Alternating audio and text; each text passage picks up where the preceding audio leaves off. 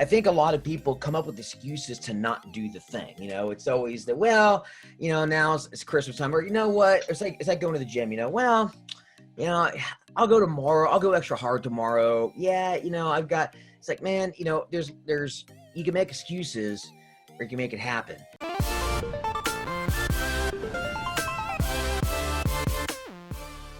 Talk about 2020. I feel like a lot of people, December's coming up, the holidays coming up. A lot of people, they're shutting down or they're gearing down their businesses.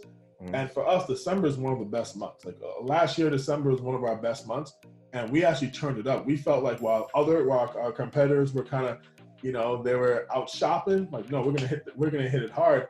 And let's talk about that. Should you wait till January to start your biz dev and start your 2020 on your path to those goals, or should you start ramping up November, December?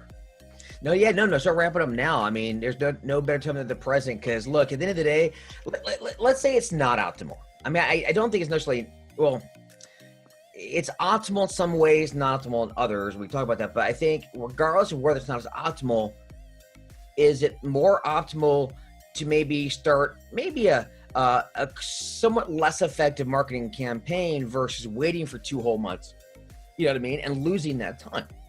So I think a lot of people come up with excuses to not do the thing. It's always that, well, now it's Christmas time, or you know what? It's like going to the gym, well, I'll go tomorrow. I'll go extra hard tomorrow. Yeah, it's like, man, there's you can make excuses or you can make it happen.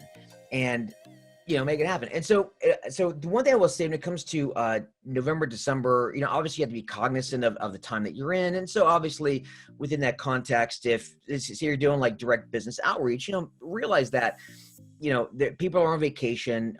You may get like a less response rate necessarily, say on LinkedIn. They're not really on LinkedIn a lot, like on Thanksgiving Day, but you can couch a lot of your messages like in that, knowing that they're with their families, maybe provide content in relation to that, or also, little things. If you've got, maybe your high value prospects, sending a little knick-knack in the mail, or, little things like that can help. But there's other things that may not be as optimal, right? So if you're doing like a lot of Facebook ads and all that, realize that, okay, your Facebook ads costs are going to go up because everybody's advertising. And so maybe tamp that down a little bit and do other things.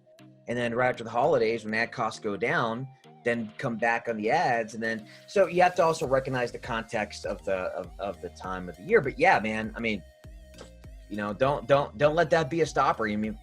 Go hard, Whether we like it or not, this is going to be people around the Thanksgiving table. Right? We see it, people at restaurants, lines in Costco, everyone's heads are buried in their phones. So might as well be the person that's in front of them. That's kind of our thought. Is like, we don't have to love it and necessarily do it at our house, but we can embrace it as marketers, the fact that, hey, people are going to have their heads buried in their phones because they're going to get bored with somebody. Yeah. At the end of the day, there have been people out there that have read my content on the toilet. It is what it is. Yep. All right, you have to recognize it and be okay with it.